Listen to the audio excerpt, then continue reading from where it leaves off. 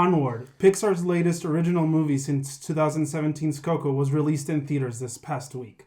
Did it live up to the studio's almost impeccable track record? Our thoughts on the movie, some Pixar trivia, facts and figures, and our favorites all in this week's episode. Quiet on the set.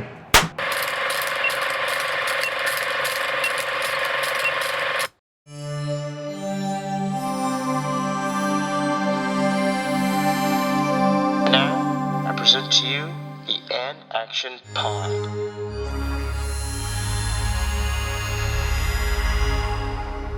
Welcome back All right. Okay. to a Pixar-themed, Yes. mostly Pixar-themed podcast after we all saw Pixar's latest movie, which is Onward. Yes, we came off of that this past weekend. But before we get into that, we have some news and some trailers to discuss. Some box Well, office trivia. numbers. I have the trivia. Yo, trivia. You want to lead off with that? Or do you want Sure. me to? Yeah. Let's do go that. ahead. Let's do some trivia. Okay. Do you guys want me to keep track of your points or just play for shits? Let's play for shits. Let's We do always it. play for shit. That's true. Okay, so here we go. How many feature-length Pixar movies have been released to date? I want to say 22. Brett? That was a completely different number in my head. What was yours? I was gonna say like 15. Okay. Yeah. Are you gonna stick with 15? Yeah. You're right. It's 22. With Onward. With Onward. Cool guy. Okay. How many have won an Oscar for Best Animated Feature? Oh my fucking god. Out of the 22. Okay. Hold on. You know what? I'm just gonna fucking guess. I'm gonna say 10. 6. You're right.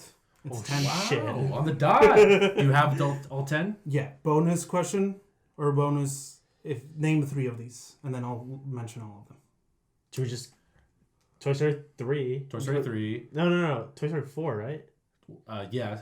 But Toy Story 3 as well. Oh, okay. Cool. Knock There out you go. 2. That's There's 2. 2. Brave is 1. Okay. There you go. That's 3. There you go. Yeah. What's the So rest? there's 3. What's the rest? So, Toy Story 3, Toy Story 4, Up, Ratatouille, Inside Out, Finding Nemo, WALL-E, The Incredibles, Coco, and Brave. So that's all 10 of them. Coolio. All right. All right. Okay, which are the highest and lowest grossing out of these 22 movies? Highest, obvious, Frozen. Oh, Well, my God. It Different fooled studio. me. Yeah. What was your? You have your? Nope, I don't. You don't have it? Nope, I don't have it. I think it's Incredibles 2 is the highest, and then the lowest I think is The Good Dinosaur. Brett? I was gonna say Coco. That's the highest. Yeah. Shit. And I would say, yeah, Good Dinosaur is the lowest. So you got both right. So Yeah. it's Incredibles highest and Good Dinosaur lowest. Good Dinosaur doesn't get Yeah. enough love. That's true. Okay. And what is the lowest rated critically? Cars 2. Easy one. Yeah, okay. Yeah. And that's I No, can you see just- why. yeah. No, I didn't know. And that's the little bit. That's the only rotten one on Rotten Tomatoes. All of them are fresh. Damn. Okay. No love for Mater on that one. That movie kind of sucked. It kind of did. Yeah. Next one. In Up, Charles Muntz flies around in an airship named what? Oh boy. Now we're into the movie trivia. Mm-hmm. I don't. There's a specific scene at the beginning of the movie where Ellen mentions wait it. a minute. Or no, where he's watching. Like, you know, he's Is in it just the, called like the Adventure or something? The SS Adventure or some shit? Fuck if I know. It's the spirit of adventure. So you were Spirit of close. Spirit of Adventure. Nice, dude. Okay. In Inside Out, what's the brand of chewing gum whose jingle is always stuck in Riley's head? I don't know. I have the song right here. This is all you. I have no idea. Dum dum dum dum dum dum dum dum dum dum. Is that it? Is that No, that's the jingle. Yeah, that's the jingle. Double something. No. the 5 gum? No. Oh, what the fuck is it? I don't know. I can't. Triple Dent. Triple Dent. Triple Dent gone. Triple Dent gone. would- Yeah. no. You had the beat. It's just the name was. I had no idea. And this one is for you, Brett. I hope you know the answer. What is the name of the cookbook from Ratatouille? Gusto's. Anyone can cook. There you go. I was like, yeah, that's. Did you know the answer to that? I knew Gusto's, but I didn't remember the second part. And this one's a pretty easy one. During what traditional Mexican holiday does Coco take place? Day of the Dead. Day of the Dead. There you go. Dia de los Muertos. See. How much time has passed since supers were outlawed in The Incredibles? Were what? Outlawed. How long has time passed? Yeah. How much time has passed since supers were outlawed in The Incredibles? And think of the kids' ages. 15 years? 13 years? It's 15. And this one's an easy one too. Name the actor who has voiced a character in every Pixar movie. I can't name him, but I know who he plays. It's John Ratzenberger. Mm-hmm. Yeah. Who does he play? Doesn't he play Piggy, the Piggy Bank? Yeah. Yeah. The fire truck in Cars? I think so. I think believe that's they wanna correct. say yes. I think Yeah. so. Yeah. I don't fucking know. Yeah. No, it's the he's the semi. Yeah. The Oh, semi, okay. yeah. Yeah. Yeah, the fire truck doesesn't talk. No, I mean, he's you like- know who he was, but just Yeah. didn't Yeah, know yeah, the yeah. name. Okay. How many Pixar movies has Michael Giacchino scored? He did. What the fuck? I'll say two of the scores he did. His most well-known is for The Incredibles and Up. So he has done other ones. 6? 20? It's actually 7. So you were really Oh, close. it's close. Darn. Okay, what is the name of the demon bear from Brave? I did not watch. You know it. From Brave? I didn't like Brave. I don't But remember. yeah, I've heard you mention it. I've heard you say this name with your sister. My dude! There you go. And what year did Disney acquire Pixar? 1994. 1999. No, To both? they're both wrong. It's Yeah, I 2006. Oh, Oh, So shit. Cars was supposed to be their last collaboration, and then they were gonna split ways. But then Disney ended up buying them. Wow. So I have a little bit of that later on in the episode. All right. Okay. In Cars, how many Piston Cups has Lightning McQueen won? In Cars, the original. The first one. None. 2. It's 7. 7? Yeah. Oh. Kerchow. Kerchow, indeed. Oh, I thought he was like trying to win one. That's what I thought. No, I think he was trying to win like something else. Oh, whatever. Okay, last question. In Finding Nemo, which of Nemo's fins is smaller than the other? The left. The right. It's the right. Fuck. And a little bonus question that I don't expect you guys to know, but I wanted to throw in is WALL-E is an acronym. What does it stand for? Waste. Allocation. No. Was those 2 right? Those two are right. Ah, Shit. Oh, wow. Wow, yeah. Leave, let. Distribution. That's it. Leveler. Mm-mm. No. Look, we got those 2. Yeah. That's more than I expected you guys to get. So it's waste No allocation, faith in any letter. load, lifter, earth. Load lifter. Load lifter. Okay, Okay. and that's How did it we for totally miss Pixar Trip. load lifter? So Fuck. I'll lift your load. good job, guys. Fuck. Not bad. Not bad All at all. right. All right. All right. We can go move on. Before we go into some trailers, Daniel, did you watch that movie I lent you almost 2 months ago? No. Daniel, did you know Blockbuster puts on a late fee for a certain amount of period?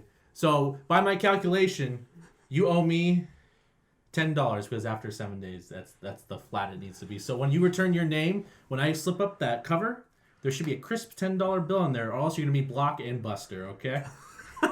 Jesus. For the audience, I held up my right and then my left. It's very key which one was which. So, and that's my segment. There it is. There he is, real quick. Very quick on that one, yeah. But let's talk about some trailers. Trailers. There's only two, as we two big ones. Yeah, two big ones. Might have been I think final trailers, or at least for Black Widow, it's a final trailer. Black Widow's final trailer.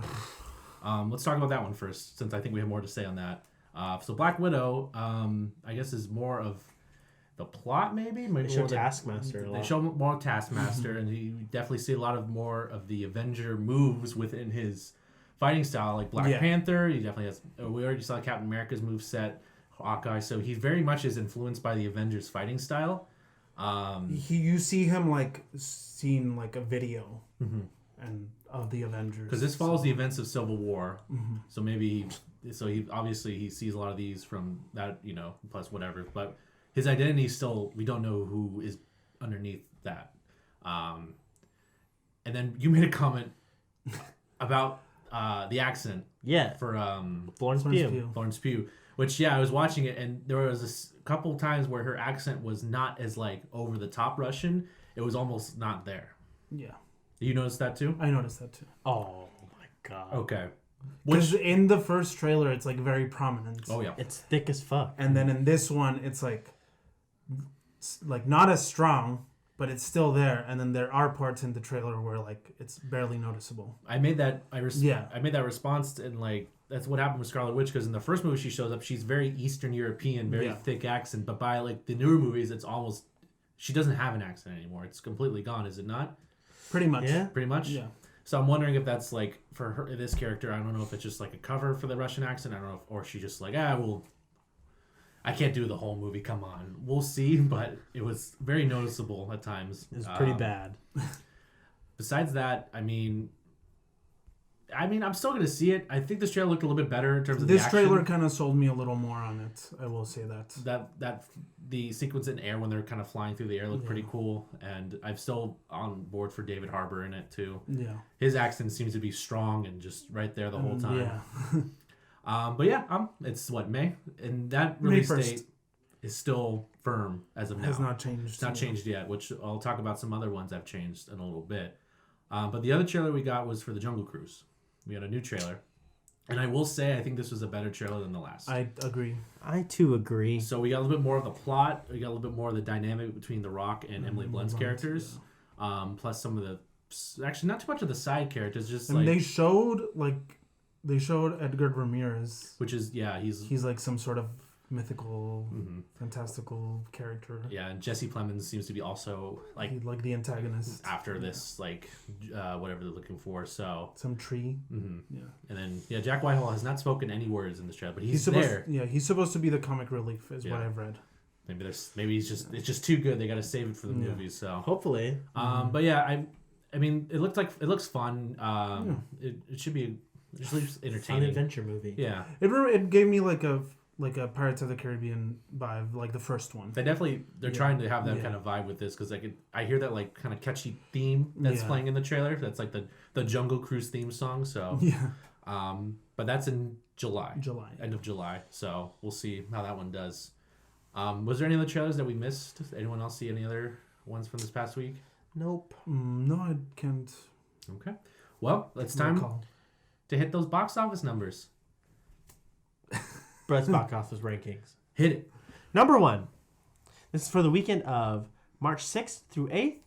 So this past weekend. Number 1, of course, Onward at 39 million. Whew, that's a lot. Number 2, The Invisible Man, 15 million.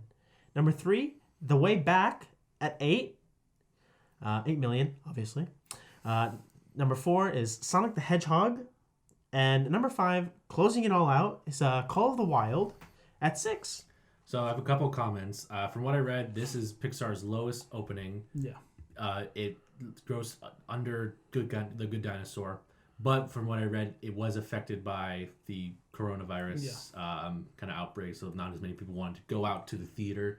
So definitely hurt the box office number for this movie. Besides that, I feel like it's going to have good legs. Hopefully, like maybe things calm down, maybe more people will go to the theater to watch it, because we'll get to why people should go watch it later in this episode, but it's definitely worth it. Besides that, it's just just outside the top 5, but Emma, which looks like it opened wider because it went from 13 to 6th in the box office numbers for this week. And I want to say that Bad Boys for Life broke a record already for this year or something. I saw something in the headlines. Wasn't it like highest January? I think so. I think so. Yeah. So it set the record for that. More than American Sniper, thank God. Yeah. I mean, it's still doing great. It's number 7. It's still holding 2 on months strong. it's been out. Yeah. And it's like surpassed Birds of Prey, and it's like a couple other movies that have been out. Jumanji's moved down actually, it hasn't moved down that much. It's only down 1. And I think it's out on home release now. So that's... It is, actually. Yeah, it just it's came on out. digital, Yeah. So that's crazy. So you know what that means? Bad Boys number 4. I mean, I wouldn't be for surprised. sure, Yeah. But do you guys have any comments about any of the box office numbers for this past weekend? Invisible Man had a lower drop than they expected. It dropped less than half. Yeah. So it's still good word of mouth for that one. So people are still going in to see it. But I think... Probably still due to the coronavirus thing. Yeah. Not that many people went to the theater. I'll be curious to see, it was a slower weekend, and it seems like that's the reason why. I'll be curious to see how it plays out because there's a couple big movies coming out this month, and we're leading into summer too. So it's kind of it's seeing which studios will like keep to their release dates or start moving stuff around. Which some studios have already moved stuff around. So which you're gonna mention. Which I will mention. But any other comments about this? Nope. All right, so let me run you guys through the news this past week. So as I mentioned a couple times, we had some movie release dates shifted around, but the big one that shifted was the new Bond film, No Time to Die, which is shifted to November from its April release date. That's due to, I think, the fear of... It's a big film outside of the U.S. for them, and that seems to be where it's being majorly affected right now, so they really are trying to make sure they release it at the right time. But Sony also... I read this today. They also pushed back that Peter Rabbit movie. This one, Sony's not distributing this Bond movie. Universal is. I just saw Sony. Universal is? Yeah. Oof. Universal then. What was it, MGM? No, but... Who made it? Yeah, and Sony used to distribute it, but this is the first one that Sony hasn't. Yeah, I think they switched distributors. Gotcha. But Sony did. Sony pushed back Push back. this Peter Rabbit movie Yeah. to October, August. right? August, yeah. Okay. Out of the prime Easter slot for this movie. I think it was supposed to come out beginning of April, which would have been a good time for the release. Now it's going to have a kind of a weirder time to come out. And August is dump month, so That it's is surprising. a dump month for it's like the back end of summer. The other one that got moved, which it was a weird move, which is that new Dave Bautista movie, which was supposed to come out today, but it got moved to April.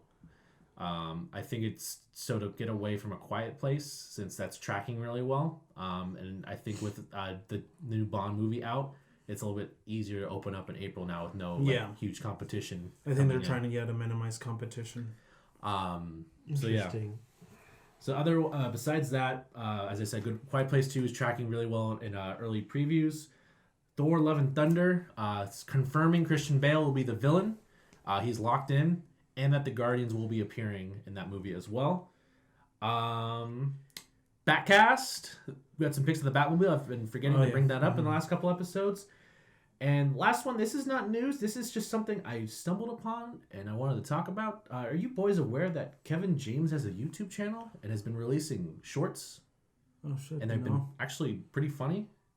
No way. I'm 100% serious. Wow. So that's all my news, but there's not a lot, so we can probably talk about most of it. I already talked a lot about the movie releases. Let me talk about the Batcast real quick, because that's just a quick thing. They just showed off the Batmobile, and it kind of has this kind of it looks like the Adam West Batmobile. It has definitely a interesting vibe, interesting look to it. Yeah, it's like a Mustang, right? Yeah, it looks like it, but it looked dope. So that was pretty cool.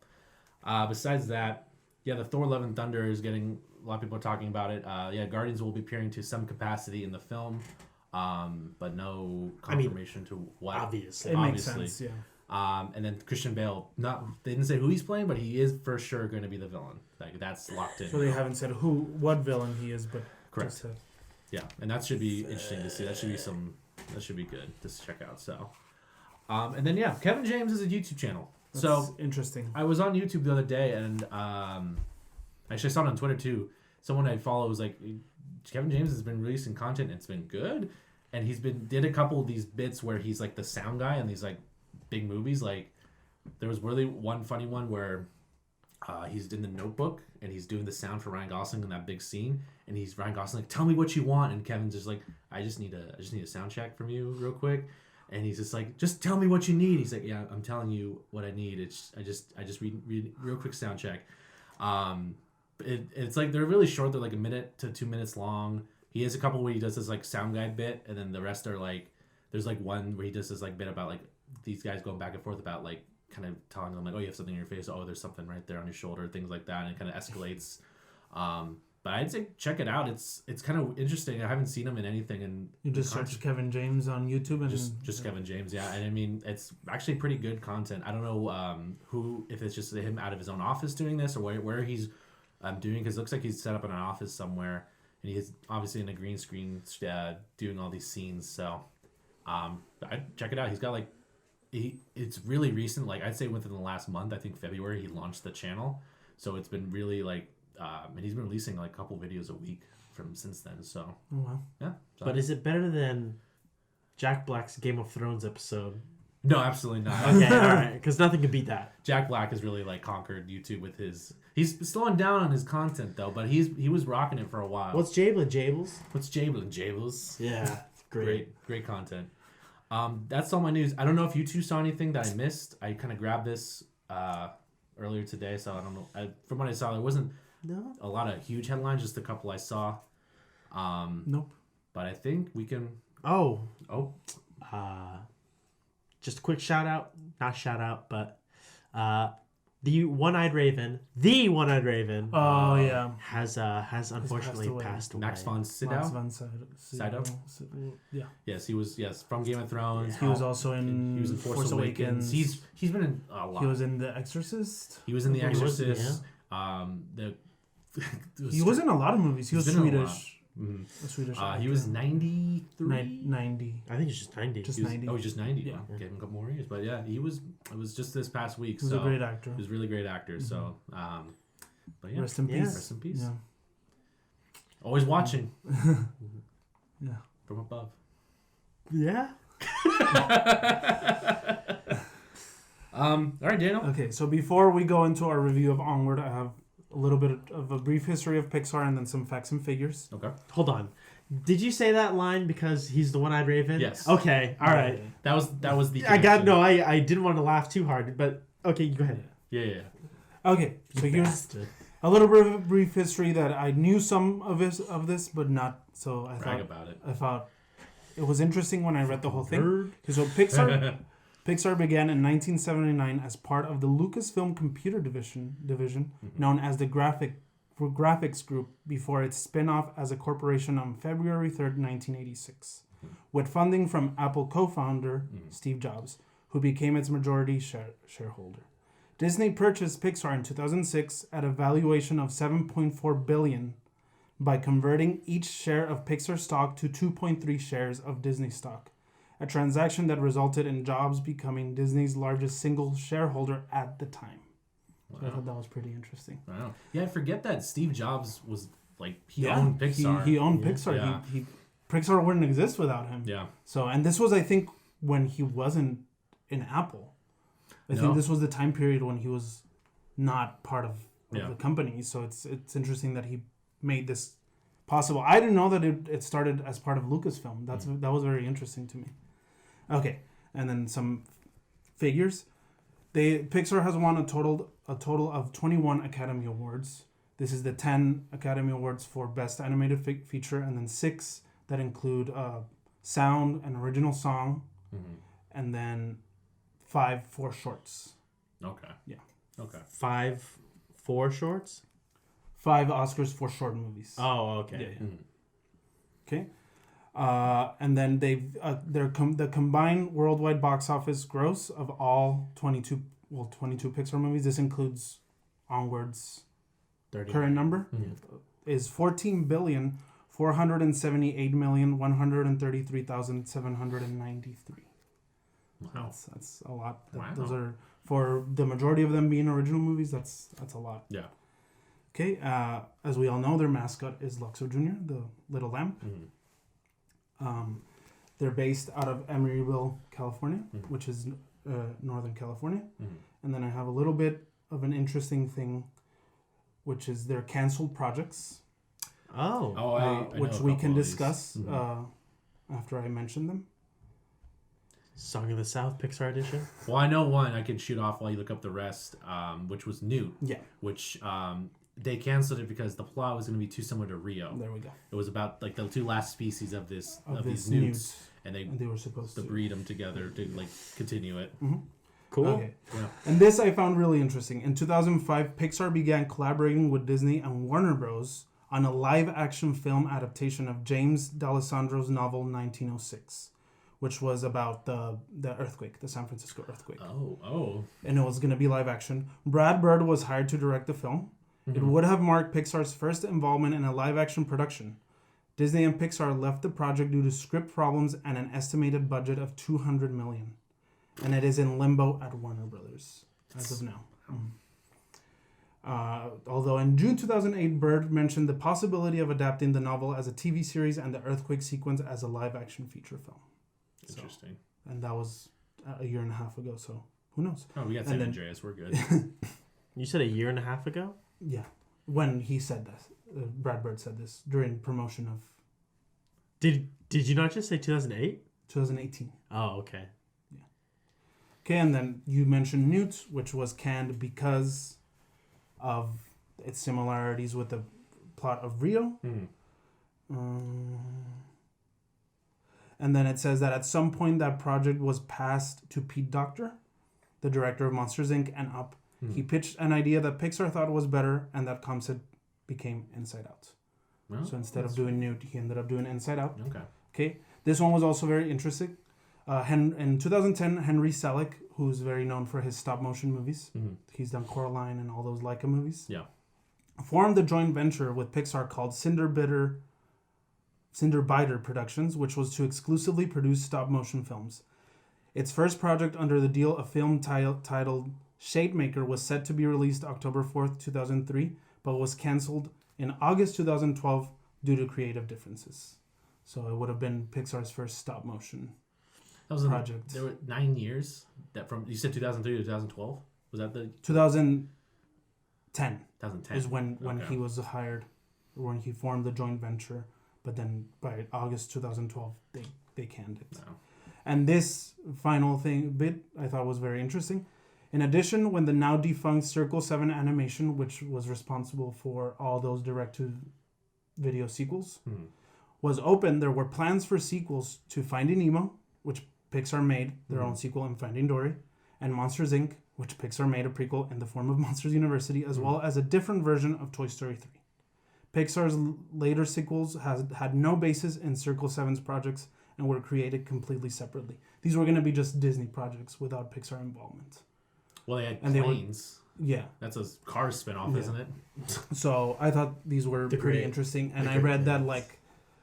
like the plot of Monsters Inc. 2 was gonna be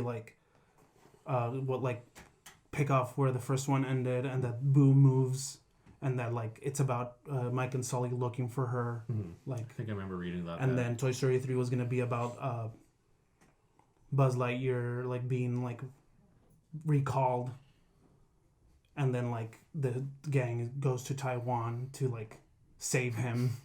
So yeah. Heading to Bangkok. How would it? Jesus. So yeah, those were some of the canceled movies. Also another thing, 2020 sees the release of 2 Pixar movies. This also happened in 2017 with Cars 3 and Coco, 2015 with Inside Out and The Good Dinosaur, and will happen again in 2022. So there's only been, as of now, 3 years, soon to be 4, where they've released 2 movies. Okay. The next 5 projects, which include Soul, will all be original movies, no sequels planned as of now. And the longest gap between original and a sequel was 14 years, and that's with the first and second Incredibles. And then Up and Toy Story 3 became the second and third animated movies to be nominated for the Best Picture Oscar. What was the first? Beauty and the Beast. Yeah. Okay. All right. Yeah, and that's it. So let's talk about Onward. Talk about Onward. Yeah. Coolio, all Okay. right. So Onward, which was in yours And mine, right, Top of most anticipated movies of the year. Yes. Yes. Yes, it was. Yes, it was. Yours. It was almost just shy made of it. right? Yeah, it almost made it in. So, what do you guys think? Well, I liked it a lot. Actually, I really liked it. It made me cry. I cried by the end of it. So, it's really how I judge the movie. So, why don't you just go ahead, Brett? You Okay, yeah. I did say I was gonna cry during this movie, and it almost had me, but it didn't. It didn't do it. But I also thought this movie was very good. It was wunderbar. Yes. Daniel. Yeah, this was great. This was a very emotional, very heartfelt movie, like in the vein of Pixar movies. Yeah. I did enjoy the fantasy elements of the movie. That I thought those were really well done. The relationship between the brothers. If you don't know what this movie's about, it's pretty much two brothers. It's set in a fantasy world that's like very in the vein of like, let's say like Lord of the Rings, kind of where like modern take a modern twist, where like all these like magical creatures, like use technology. Watch your step. And it's like it has elves, unicorns, trolls, like all the sorts of fantastical creatures, and it's a world where magic does not really exist anymore when it used to in the past. And then these two brothers whose dad passed away when they were both little, leaves them like a spell so that they can see him again for one day. So that's the basic plot of the movie. Yeah. So, and then basically they only get the half the spell to work and they have to go on this quest to get this element to bring it. And because in the trailer, his dad, there is just legs, so they have to go and like work to get the rest of them back before the time is up. But yeah, as Daniel said, the relationship between them, which the brothers are voiced by Chris Pratt and Tom Holland, it's very believable. Like relationship, it has a lot of growth and it has a lot of like great moments. They're good working off of each other.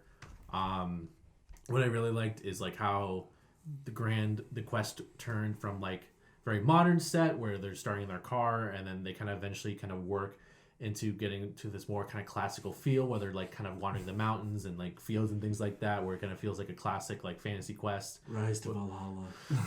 That part was hilarious. I will say that the movie is also very, very funny. It's really funny, yeah. Like, it's really well written. It's very emotional. Does a great job of as Pixar does. It does a good job of balancing those emotional moments with comedy.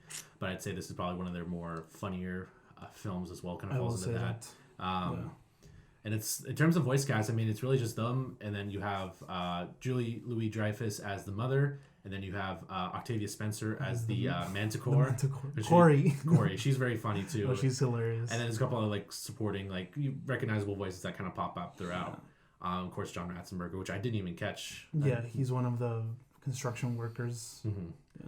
He always has a little, like, even if it's just like a 5-second voice, he's in all Pixar movies. Yeah, I didn't pick him up this time. Yeah, I totally me neither. missed him. Yeah.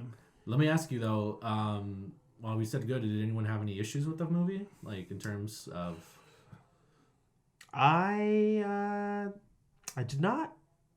Daniel? I think, and it's really just me nitpicking, is just how fast Ian kind of like picks up the magic. Yeah. That was a little, like, I feel like fast for me, but it didn't really bother me.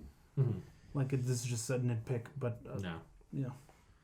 I did like the movie made me want to go play like Dungeons and Dragons or something, because just like Barley, Chris Pratt's character, is just very much like heavily like influenced by it, and he like the way he kind of describes everything and just like very passionate about this world, and it's like, damn, I really just want to do one now. It sounds really cool. Wow. It sounds a lot of fun. Yeah. All right, call the dungeon master. What's Brandon? I'm in. Yeah. But yeah, I think it was. I enjoyed it quite a bit. As I said, cried. I cried too. Without saying too much about it, definitely would recommend. Go and see it if you want. If you want to go brave it and go check it out, it's definitely worth a watch, and it will hit you emotionally. So. Yeah. What? Never mind. I guess I could just ask that after. Okay. I was gonna say, what part made you cry?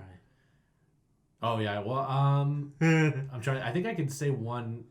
There's one scene I could say without spoiling it. It's like towards like the back half of the movie when Barley and Ian are talking about like memories. They're talking to Barley about memories of the dad, and he's like, he always says he has 3, but then he says 4. So the fourth, it's that fourth memory he talks about. That one a little bit there, and of course it's the ending of it. Yeah. Yeah, so, the ending. Yeah. The list.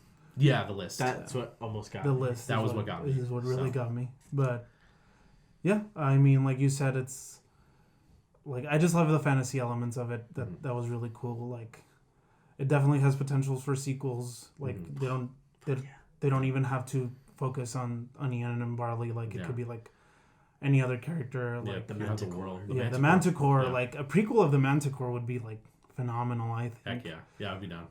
And the Manticore's a lion and a scorpion. Lion, scorpion, dragon. Yeah. So I thought that was really cool. There's some really funny moments with her. Yeah. Officer Bronco was really funny too. He was really funny too. Yeah. What was the actor who voices him? Mel Rodriguez. Yes. Yeah. Mhm. Okay. Yeah. Which I don't know much I don't know of him, but yeah. I thought that was really cool. Yeah. Like you said, and Chris Pratt and Tom Holland do have really good rapport between them. Yeah, and as I think we talked about in the previous episode, we said that some of those scenes were recorded where they're in the same room together. Oh, nice. That's cool. So I think that helped in those certain emotional scenes. I think really helped kind of carry the performance at those times. So. And I know they like to do this a lot because they usually record like way in advance before the movie's fully animated. Yeah. But I did see, like, the characters did remind me a little bit of the actors. Yeah, I definitely saw it. Yeah, I saw that, and Pixar's notorious for doing that, where they film the actors as they're recording, and then they put elements of their facial expressions or like mannerisms into the character. So yeah, you can definitely tell it's them. All right. Yeah. Any other thoughts on Onward? Well, I was looking at Pumelo Rodriguez's. Oh, of course. I think I saw he was in Last Man on Earth. I watched a couple episodes of that. I think I watched like the first season of that. But besides that, apparently in Little Miss Sunshine, Panic Room, I don't remember. Garfield the movie. Garfield the movie. Garfield the movie. What? But yeah, like Derek said, definitely go check it out. It's nice that we had a new original Pixar movie. Yeah. Especially one that's like the animation's top notch as we can expect. So definitely go support it so that they can keep making original. Not that they're gonna stop because that's what they're known for, but this definitely got me hyped for Soul. Like, even though it's gonna be a completely different movie, but just the fact that we're getting an original movie is exciting for me. Yeah, I'm definitely looking forward to it. That music in the trailer we saw still was like, it got me too, because it's Trent Reznor and Atticus Ross. Oh yeah, I forgot about that. That's really cool. But I think Daniel, you asked us last week to think about. Yeah, so I asked you guys to come up with your top 5 Pixar movies, especially now that we have seen the latest one. Derek and Brad have a little. We think we know. They think they know what my top 5 are. We know at least 2. I feel like he doesn't. He really thinks that we don't. I mean, you know what? If I'm predictable, then so be it. Well, we'll find out. So I don't know. So, do you want us to go each individually to read them off, or you want us to like alternate? How do you want to do it? Just each individually. So all right. We'll save you for last then. Yeah. So go ahead, Brett. Tell us what your 5. Okay. These are in order. Okay. Mine are in order too. So low to high or high to low? I'm going. I'll go. You know what? I'll go low to high. Okay. So my number 5 movie is Onward. Oh, good. No surprise. Cracked the top 5. Yeah, no surprise. It didn't crack the top 5. I'm not surprised actually because of the fantasy elements. I feel like you really dug that.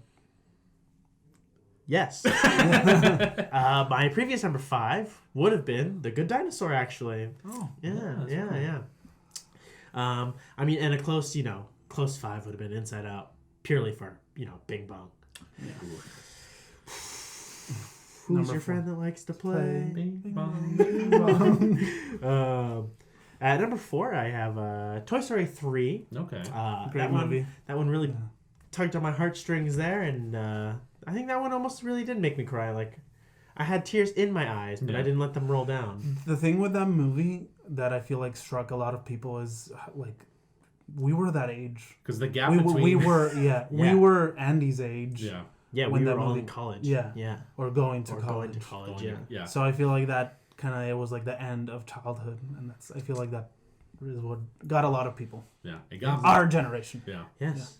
At number 3, I went with a more little comedic movie. I went with Monsters Incorporated. Yeah. It's a great movie. Yes. I love Sully and Mike, and I like their whole little on and off. Dynamic, Yeah, dynamic.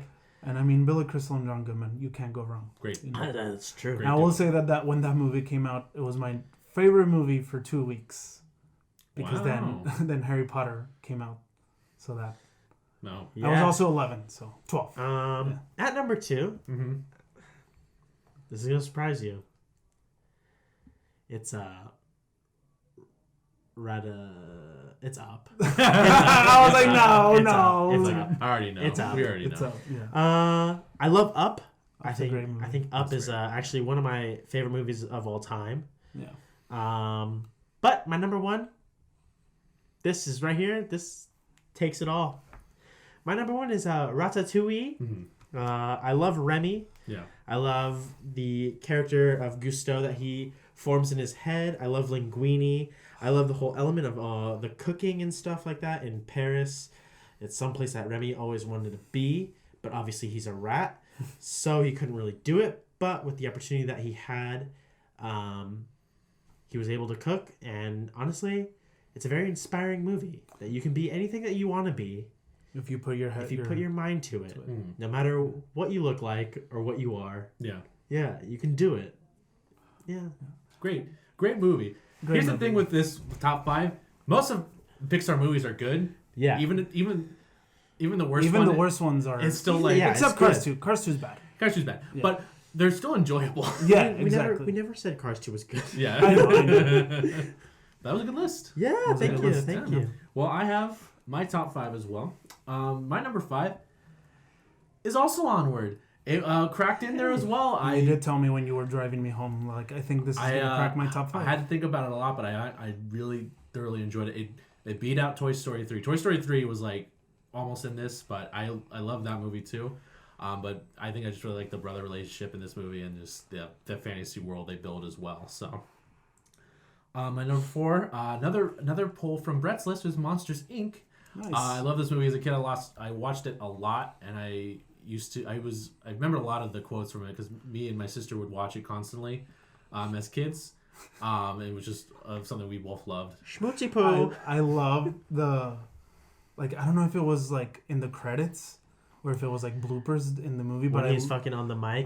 Yes. singing Yes. and just like. Wouldn't have nothing if I didn't have. No, not even that. Not that? Like, there's like a little blooper reel. Like a little Oh, they monologue. used to do that in the Pixar and movies. he's just like at some like bar or something and he's singing. It's literally just him on a stool. Yeah, on a stool singing, and it's fucking hilarious. A single I love that. spotlight. It's the And greatest then of thing. course I love put that thing back where it came from. Yeah, or so that's great.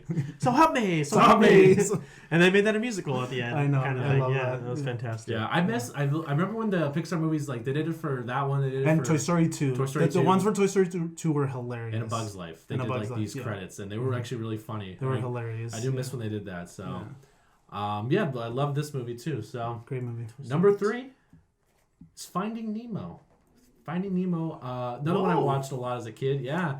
I really like the music in this movie a lot. The score is great. Randy Newman. Yes. Right. No, Thomas. Thomas Newman. Thomas This is Newman, Thomas sorry. Newman. It has like the kind of like, Relatives. the music's very like ocean like feeling. You know, you kind of like it's kind of like comforting as you're watching. Dory's great. You know, it's just fun all time. I love the dentist's office scenes with the little girl. I forgot her name. Darla. Darla. Yeah. Fishy. And the animation for being a movie from the early 2000s is Water's gorgeous. hard. Water was hard to animate. Water was hard, and the animation's top notch, and Yeah. it was re-released, in They- like They like. they did like a 3D re-release Yeah. of it, and it still looked gorgeous. Mhm. And I was like, damn, like this movie like holds up. Like, and I've seen it since also, and Yeah. it's great. Yeah. So and I also like Finding Dory a lot too. That Finding was a Dory nice was little great. continuation from it. My number two is Wall-E. My number 2 is Wall-E. This is a great movie where a character really didn't talk a whole much, but you got a lot of emotional like connection to that character and to Eve. They're like kind of like romance and like that scene where they're like with the fire extinguisher in With the fire space is like extinguisher, yeah. also another great score in that movie. So Who did the score for that? Hello, Dolly. I don't remember who did the score for that. Was it one. Michael Giacchino? I think maybe? it might have been Michael Giacchino. Let's look up, but keep talking. But yeah, I remember that was like one of the first movies I bought, and like that was like right when Blu-ray came out, and it was one of the first ones I bought, and it just looked really great, like the picture quality on it, especially for like the space sequences. And It was Thomas Newman as well. Oh, So I'm gonna watch that shit in 4K. Oh yeah. But I just loved that movie when it came out. So, and my number one, probably no surprise to both of you, my number one is Coco. My number one Pixar movie is Coco. it's a fantastic movie. Fantastic movie. The animation is gorgeous. Great music, both score and the songs that are in the movie. Out of all the Pixar movies I've seen, no movie has made me kind of weep when I watch the movie, especially after multiple viewings, than this movie. I like Miguel and Hector, their relationship throughout the movie, and just like the family connections, and just like being who you want to be and being able to have your family just being by you is just like a really like kind of great story that they told throughout. But love this movie. So All right. Daniel. So here we go. All right, I'm gonna keep track as we go. And then you tell me when I'm done. Okay. Yeah. Okay, so in number 5, I have Coco. So Oh, we were not gonna get a perfect score. No, it's all right. here's one that we have in common, Derek. I love this movie. Obviously, as growing up in Mexico, being raised in Mexico, this is a perfect representation of the culture of a very traditional holiday, and just the animation's gorgeous. The bridge of the marigolds, that's a flower that's used specifically during that holiday as part of the altars and everything, and just the research and the attention to detail that went into that movie is amazing. And like you said, like the dynamic between Hector and Miguel, and the fact that they got an all Latino cast was also very great. So I love this movie. Yeah. Number 4, I have Up, which is Brett also had in his list. Up is a movie that makes you feel a lot, and it's like, and within the first 10 minutes, you're already invested in this movie. Like that sequence is very famous and very notorious for doing that. And I just love that movie. I love the relationship between Mr. Fredrickson and Russell, and then just the animation when they're in Venezuela, like everything. It's a great movie. Just Great gotta love story. Doug too. And Doug. Big fan obviously. of Doug. Yeah. In number 3, I have Ratatouille. Which, as Brett said, is a fantastic movie about, putting your mind to it, reaching what you want and putting your mind to it, if you put your mind to it. And just every time I see this movie, I want to eat that dish. It looks great. All the food in that movie looks And great. I love freaking Emil. He's hilarious. Yeah, Emil's all right. Emil's great. I really like him. Okay, and number 2, which you guys know what it is, is Inside Out. Yeah. Yep. This movie just hit me in all the spots, and it was a movie that I saw repeatedly in movie theaters, and I just really like this movie. I really like the concept of like the emotions and how they kind of like not control you, but like guide you through life. The islands of personality, that was a really cool concept too. And this was a movie that was in the works for like 10 years or something like that. I saw a little documentary of Pete Docter talking about it, and I just really, really enjoyed this movie. And Bing Bong, obviously. I remember when we saw this movie, Brett was sitting next to me, and he was like, "Is he the bad guy?" And I was That didn't like, happen, yeah. Yeah. And I was like, "No, I don't think so." And he's like, "Then who's the bad guy?" And I actually thought for a second that he was going to be the bad guy when he stores the memories in his bag. That's what I thought too. Because I thought he was going to like run away with them. So. And number 1, to no one's surprise, is The Incredibles. Incredibles. 4 out of 5. Yep. 4 out of 5. Yeah. I feel like at last minute I did suggest Coco. So you did. And then we were like, no. We didn't think. Yeah, Yeah. Let me talk about Go this. ahead, talk and about then you'll tell Incredibles. me. Yes. So The Incredibles is just not only my favorite Pixar movie, is my favorite animated movie and one of my top 5 movies of all time. I just love this movie. I feel like it set a precedent for superhero movies, like maybe indirectly, where they kind of developed the characters a little more and made you care about these characters, and then dived into the action. Yeah. and just the whole family dynamic. Like I have a family of 5, so like it was very easy for me to relate to this. I don't have a sister, but like Yeah. still like it's very similar.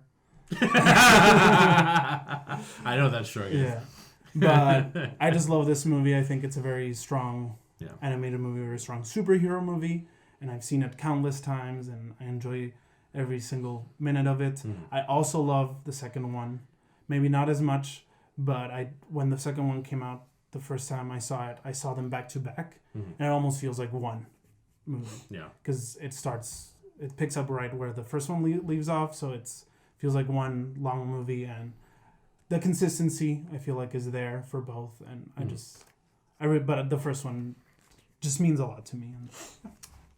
So what was your other pick? So for these 5, we originally had 5, and then Brett threw in 2 more just to have. So the original 5 we had were obviously Incredibles, Inside Out. We threw Incredibles 2, Up, Wall-E, and Toy Story. I could have sworn you would have had at least one of the Toy Stories on your list. I thought so too. It's probably like they're in my top 10. I will say that the Toy Story series, like the franchise as a whole, is probably my favorite movie franchise. Okay. Because for me, they're just that consistently good. Okay.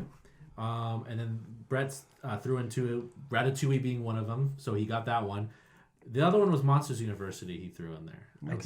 He did throw that one in there. I mean, I feel like Ratatouille was an easy one because we saw that together, and I told you how much I loved it. We saw it. Well, we saw it together when in 2007. No, they like reshowed when it it. was re-released. Re-released. Yeah. That's so good. I'm watching shit again. Oh, we did pretty good. Yeah, We did do pretty good. Yeah. Yeah. I didn't. Coco threw you guys off. Yeah, the obvious connection for Coco should have been there, but we didn't make it. So Yeah. oh well. And Coco also We saw that together. Yeah, we saw that, and it also made me cry a lot. Yes, it did. And it was everyone. And we've said it before. We said it before. Everyone in that row was crying. Everyone, literally. Yeah. So yeah, that's it. I do have an open discussion question for you guys, that I wanted to obviously ask and discuss. So what do you guys think makes these Pixar movies so successful and effective? Well, Wow. Well, I mean, there's a lot of things. Yeah. One thing I can think of off the top of my head is attention to detail. They're very detail oriented. This helps, to develop the movies a lot, and they create these characters that you care for, and then they put them in these situations that you root for them, and then obviously they're deeply rooted in human, what am I trying to say? Human nature? Nature, yeah. Mm-hmm. Yeah, I was just going to say, well, obviously the characters they do a good job with the characters. They're well written. They're very relatable characters. They're flawed characters, so we're able to, as an audience, kind of connect and project ourselves to this is the type of person I would be, or I can see why this character would think that. And things like Toy Story, where that's a great example of when we mentioned growing up with the franchise, literally the time between those first 2 and that third one, and going into that third one we're at the same age as Andy. We really connect to these characters and this character specifically and what he's going through in that moment, because we're, as an audience, we were going through it at the same time too, so it was very emotionally impactful.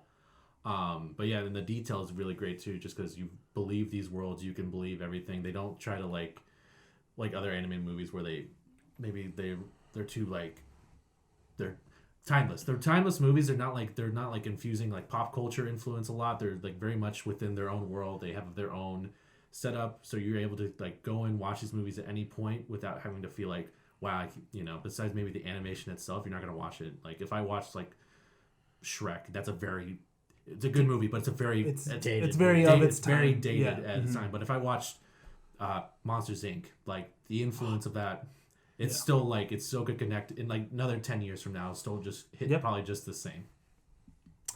I think that they create stories that you can just fall in love with, like Derek was kind of saying. The characters as well. You can't really create characters like that and not fall in love with them. Like me and Remy. I mean, obviously, like I fucking love Remy. Yeah. Because that's my boy, and I love Linguini. But like Linguini. I mean, not Linguini. Remy definitely. To me, the reason why Ratatouille is so great is because he's a fucking rat, and like he's out here cooking, and it's like, yeah, anyone can do it then, if you really think about it. And I don't know, they just put these like feel good stories out, and like they try to help. I guess like not motivate you, but like they want you. Yeah, they inspire you to be like the best that you can be, no matter like what you're doing or like what's happening in your life. Yeah. And that's the thing too, is that like there's such like, odd stories if you think about them. But they make you connect with these characters that you wouldn't think. They make you connect with toys. They make you connect with rats, with monsters, with cars, like things like except 2 cars. That's how well written these characters are. That they make you care for things that you wouldn't expect to care for. And I don't know, like the lessons, like, because they're not preachy, like, but they reflect human nature, and they reflect like stories, like that you can relate to. Like I love Inside Out because I related to like, that feeling of growing up, of like having to realize that the world's not as you think it is, and having like you realize that sometimes you're gonna be sad, sometimes you're gonna be happy, but like you just have to learn how to live with both emotions. And sometimes your best memories are gonna be ones that are mixed, like that you feel multiple emotions at once. Inside Out.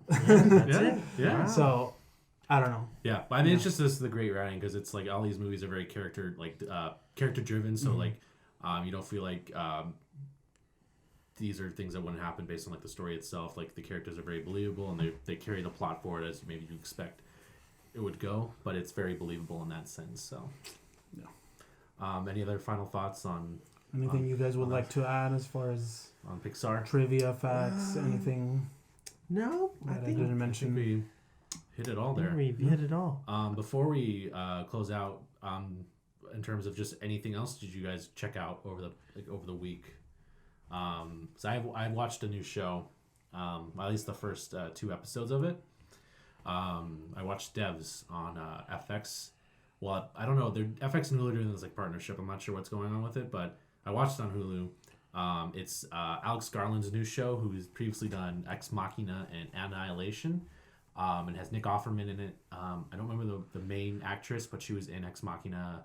She was in Maniac, the Netflix show. With, is it the Asian one? Yeah. She was Sonoya Mizuno. That's it. Yeah. Oof. She's in La La Land too, and she's in Crazy Rich Asians. Allison Pill is also in it, but it basically follows this company whose the CEO is Nick Offerman, and they're a tech-based company, and they have this division called Devs, which Sonia's boyfriend gets recruited to working in, but mysterious circumstances happen, and he vanishes, and it's centering around what Devs is doing, and they kind of make it vague on what's happening, and so she's going to investigate.